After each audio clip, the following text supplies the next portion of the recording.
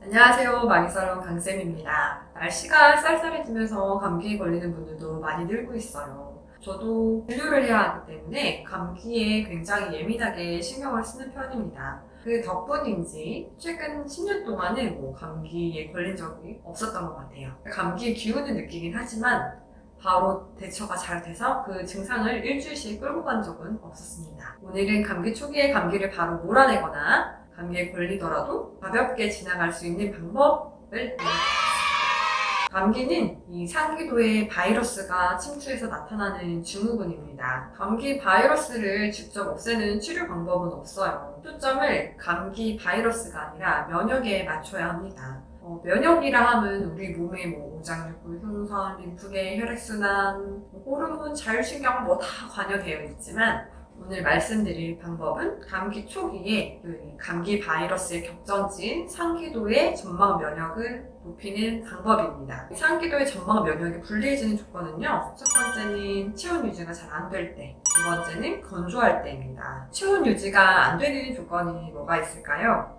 바로 추위죠. 날씨가 추워지면 우리 몸의 체온을 유지하기가 힘들고 또 바로 스트레스로 에너지 소모가 많아지면 우리 체온 유지에 쓸 에너지가 줄어들게 됩니다. 전신적인 혈액순환이 불리해지면서 우리 상기도 쪽 순환력도 좀 떨어지게 돼요. 두 번째는 건조라고 그랬죠. 가을, 겨울에 건조한 공기, 그리고 가을, 겨울이 되면서 하는 난방 때문에 생기는 건조함, 또 여기서도 스트레스. 과로 스트레스로 교감신경이 항진하게 되면 점액을 분비하는 기능이 저하됩니다. 우리가 피곤할 때 감기 걸린다. 이게 정말 맞는 말이에요.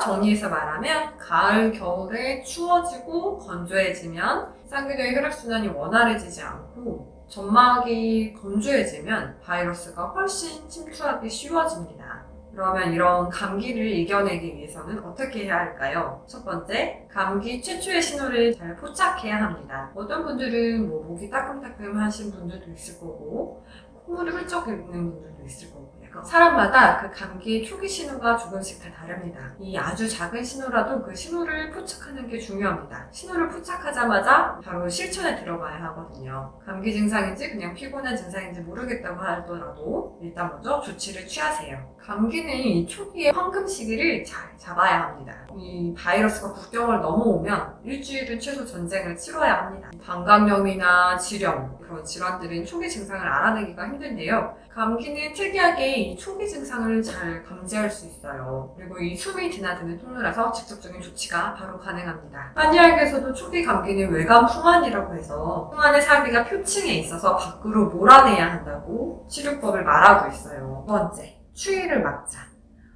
면역이 분리해주는 조건이 추위니까요. 추위를 막는 거예요. 감기 신호가 오면 바로 몸을 따뜻하게 해줍니다.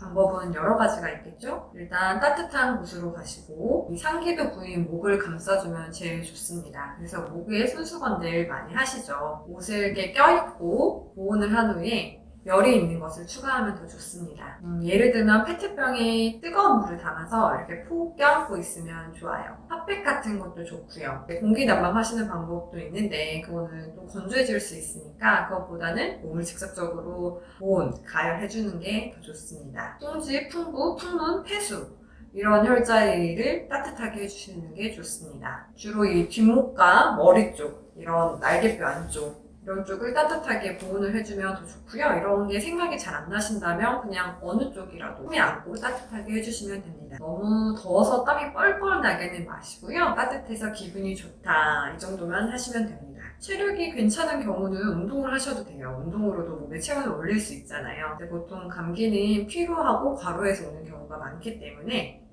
운동은 굳이 권장드리지는 않습니다. 습식 사우나에 옷을 입고 들어가서 옷이 젖지 않을 만큼 그 정도가 제일 좋습니다. 실천 방법 세 번째, 건조를 해결한다. 효율을 높이는 방법도 여러 가지가 있죠. 상기도를 촉촉하게 직접적으로 해줄 수 있는 방법은 따뜻한 음료를 마시는 거. 따뜻한 차 좋아요. 따뜻한 차도 좋고 따뜻한 국물도 좋고요. 수분과 열기를 줄 수 있기 때문에 상기도 감기에 좋습니다. 따뜻한 물을 드셔도 되지만 생강차 같은 따뜻한 성질이 있는 차를 드시면 더 좋아요. 따뜻한 국물 요리도요. 맑고 담담한 거. 콩나물국, 묵국, 맑은 김치국 같은 맑고 미네랄이 풍부한 그런 국물 요리가 좋습니다. 그리고 정말 쉽게 할 수 있는 방법으로는 이 상기도에 계속 침을 넘겨주는 방법이에요. 침을 넘겨주면 촉촉해지잖아요. 그러니까 침을 모아서 꿀꺽꿀꺽 삼키는 건 힘드니까 껌을 씹거나 사탕을 빨면요. 계속 여기를 촉촉하게 유지할 수 있습니다. 그리고 물론 뭐 가습기를 트시고 빨래를 넣는 그런 방법으로도 건조함을 해결할 수 있겠죠. 가습기로 공간을 가열하기에는 시간이 좀 더 오래 걸리기 때문에 따뜻한 차를 먼저 마시는 걸 추천을 합니다.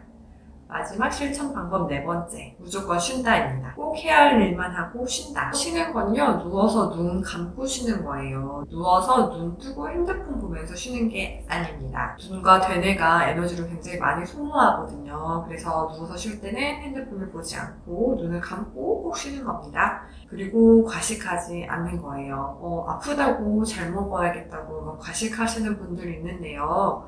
우리가 소화하는데도 굉장히 에너지가 많이 소모됩니다.